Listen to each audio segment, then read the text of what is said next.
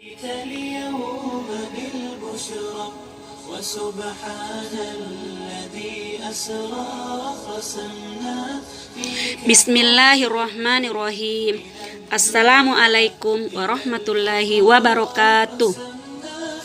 Anak-anakku sekalian, alhamdulillah kita telah dipertemukan kembali di bulan penuh berkah ini, yaitu bulan penuh kebaikan, keberkahan, dan bulan yang mulia dan penuh ampunan. Di hari ke-7 Ramadan ini, Bunda Yani akan berkisah tentang istana berlapis emas dan perak. Berikut kisahnya. Bayangkan sebuah kota yang luas bangunannya saja mencapai 112 hektar. Di antara 112 hektar itu, ada istana yang dibangun. Di dalamnya ada kebun binatang, taman burung, khusus tempat perhiasan, barang-barang mahal, dan tempat memproduksi alat-alat militer. Istana itu ada di negeri Andalus, negeri Muslim yang hilang, yang mencakup Spanyol, Portugal, Prancis bagian selatan, dan kepulauan Sisilia. Istana itu diberi nama Dar ar-Raudhah. Istana Dar ar-Raudhah adalah istana yang dinding-dindingnya dilapisi emas dan marmer yang mewah. Atapnya dilapisi emas dan perak. Di tengah-tengah istana ada satu batu mulia hadiah dari Raja Imperium Konstantinopel yang luar biasa dan terlihat mewah.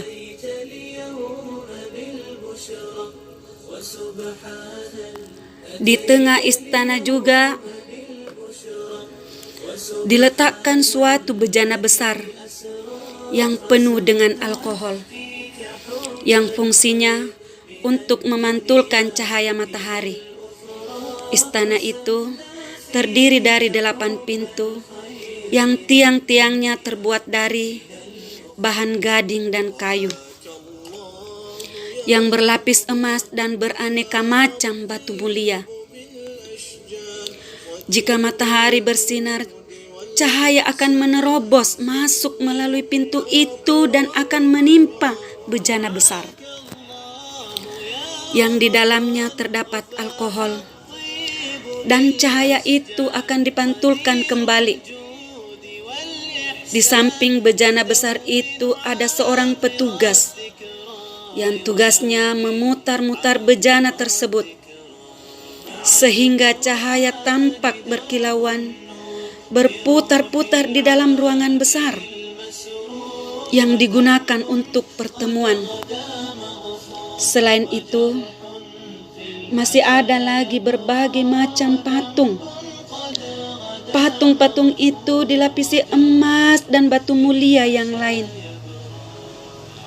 Di sampingnya ada patung singa, patung kijang, patung buaya. Kemudian di depannya ada patung ular, patung kalajengking, patung gajah. Di seberangnya lagi ada patung burung-burungan, burung merpati, burung merak, ayam betina, ayam jago dari berbagai jenis. Semuanya berlapis emas murni yang dihiasi bermacam batu-batuan yang sangat mahal. Dari mulut patung hewan itu memancarkan air.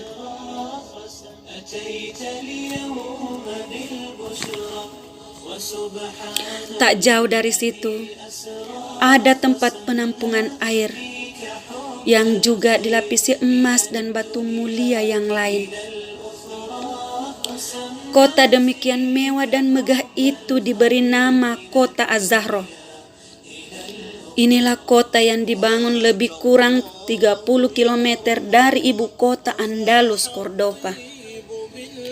Kota ini mulai dibangun pada tahun 325 Hijriah yang dibangun oleh Khalifah Abdurrahman An-Nafir.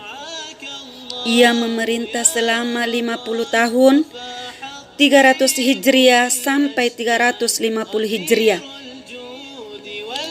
Pada hari dibuka untuk pertama kalinya istana itu, sang Khalifah mengundang seluruh pejabat Andalus. Datanglah seluruh pejabat dan para menterinya. Majelis itu dibuka dengan pertanyaan Khalifah Abdurrahman An-Nafir. Pernahkah kalian mendengar seorang raja sebelum aku yang bisa membangun istana sebesar ini? Para pejabat menjawab,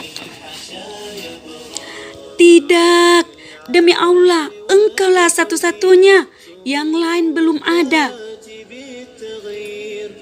Yang lain pun berkata, kami tidak yakin ada yang bisa membangun setelahmu istana hebat ini. Saat Abdurrahman An-Nafir larut dalam pujian para pejabat-pejabatnya, masuklah seseorang. Dia adalah Amunzir bin Zaid al-Baluti, seorang ulama besar, khotib tetap di masjid besar ibu kota Cordova, dan sekaligus qadhi.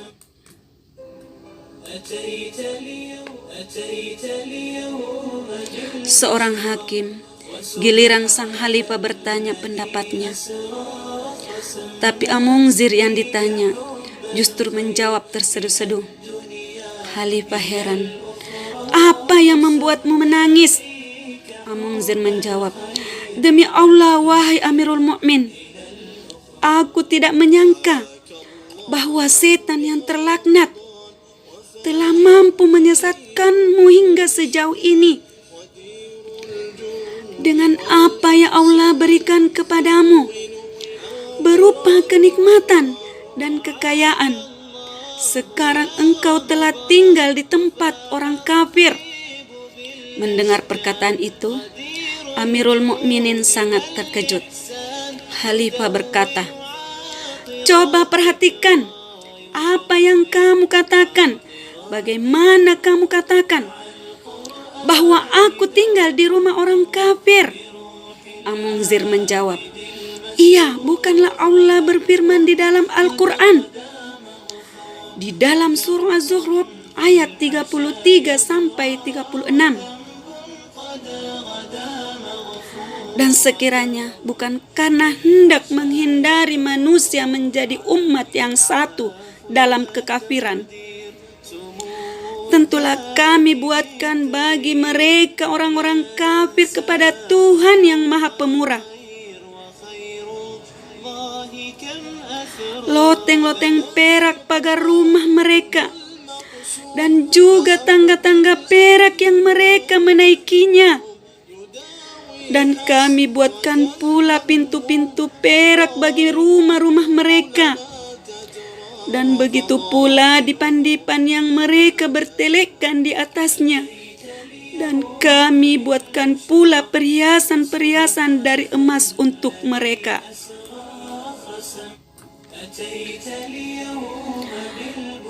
Dan semuanya itu tidak lain hanya kesenangan kehidupan dunia dan kehidupan akhirat di sisi Tuhanmu adalah bagi orang-orang yang bertakwa. Barang siapa yang berpaling dari penghajaran Tuhan yang Maha Pemurah, Al-Quran, kami adakan baginya setan yang menyesatkan. Maka setan itulah yang teman selalu menyertainya. Khalifah terdiam, kepalanya tertunduk, suasananya senyap sesaat. Yang terdengar hanya isap tangis yang tak bisa dihentikan. Itu tangis Khalifah dengan suara terbata-bata. Khalifah berkata, semoga Allah membalasmu atas jasamu pada kami dan kepada dirimu beserta seluruh muslimin dengan balasan yang baik. Juga semua jasamu untuk agama ini dan kaum muslimin dengan balasan yang agung. Semoga Allah memperbanyak orang-orang sepertimu. Apa yang kamu katakan itu benar. Setelah itu, Khalifah memerintahkan untuk menghilangkan dan membuang seluruh lapisan emas dan perak dari semua bagian dalam istana, diiringi dengan istighfar. Khalifah beristighfar, astagfirullah, astagfirullah, astagfirullah. Anak-anakku yang dirahmati Allah, hikmah apa yang bisa kita ambil dari kisah ini? Mari kita gali hikmahnya. Yang pertama, mubazir itu teman setan dan orang kafir. Yang kedua, wajib bagi kita untuk menegur siapapun yang membuat mubazir. Yang ketiga, siapapun yang berbuat mubazir harus segera istighfar dan menghentikan kemubaziran jika telah dinasihati. Sampai jumpa di kisah-kisah selanjutnya. Wassalamualaikum warahmatullahi wabarakatuh.